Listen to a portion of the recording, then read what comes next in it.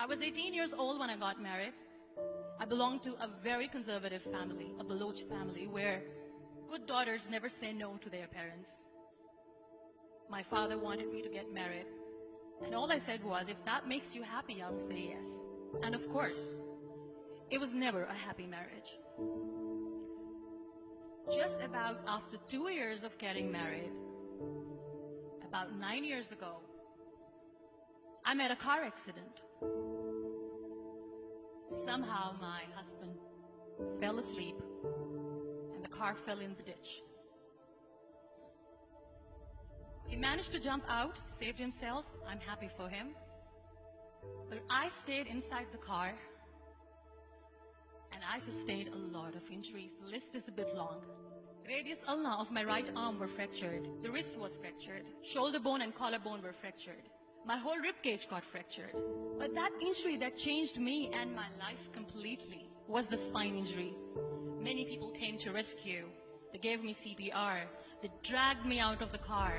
And while they were dragging me out, I got the complete transection of my spinal cord. Those 2.5 months in the hospital were dreadful.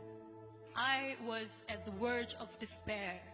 One day, doctor came to me and he said, well, I heard that you wanted to be an artist, but you ended up being a housewife. I have a bad news for you. You won't be able to paint again. Next day, doctor came to me and said, your spine injury is so bad, you won't be able to walk again. I took a deep breath and I said, it's all right. Next day, doctor came to me and said, because of your spine injury and the fixation that you have in your back, you won't be able to give birth to a child again. That day, I was devastated. I started to question my existence. Why am I even alive? So what kept me going was, one day I asked my brothers, I know I have a deformed hand, but I'm tired of looking at these white walls in the hospital and wearing these white scrubs. Bring me some colors, bring me some small canvas. I want to paint. So the very first painting I made was on my deathbed, where I painted for the very first time. What an amazing therapy it was. Without uttering a single word, I could paint my heart out. I could share my story. People used to come and say, what lovely painting. So much color. Nobody could see the grief in it. Only I could. And that day I decided that I'm going to live life for myself. I am not going to be that perfect person for someone. I am just going to take this moment and I will make it perfect for myself. That I'm going to fight my fears. So I wrote down one by one all those fears. And I decided that I'm going to overcome these fears one at a time. You know what was my biggest fear? Divorce.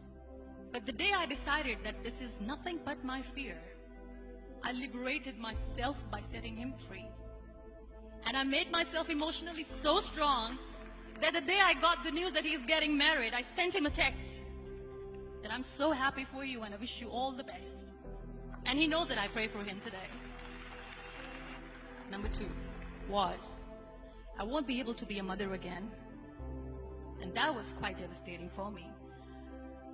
But then I realized there are so many children in the world, all they want is acceptance.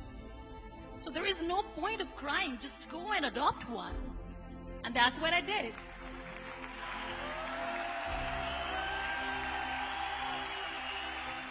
I gave my name in different organizations, different orphanages, and I waited patiently. 2 years later, I got this call from a very small city in Pakistan. I got a call and they said, are you Muniba Mazari? There is a baby boy and would you like to adopt? I could literally feel the labor pain. I said, yes, yes, I am going to adopt him. I am coming to take him home. And that day, I was 2 days old, and today he's 6. You know, when you end up being on the wheelchair, what's the most painful thing? People think that they will not be accepted by the people because we, in the world of perfect people, are imperfects. So I decided to appear more in public, to join the national TV of Pakistan as an anchor person. I became the National Goodwill Ambassador for UN Women Pakistan, and now I speak for the rights of women, children.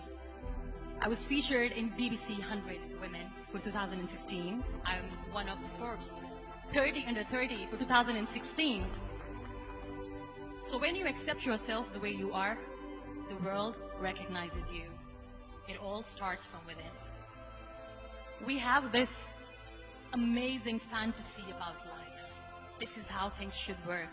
This is my plan. It should go as per my plan. If that doesn't happen, we give up. I never wanted to be on the wheelchair. Never thought of being on the wheelchair. This life is a test and a trial, and tests are never supposed to be easy. So when you're expecting ease from life, and life gives you lemons, then you make the lemonade, and then do not blame life for that. It is okay to be scared. It is okay to cry. Everything is okay, but giving up should not be an option. They always say that failure is not an option. Failure should be an option, because when you fail, you get up, and then you fail, and then you get up, and that keeps you going. Embrace each and every breath that you are taking. Celebrate your life. Live it. Don't die before your death. Real happiness lies in gratitude. So be grateful, be alive, and live every moment.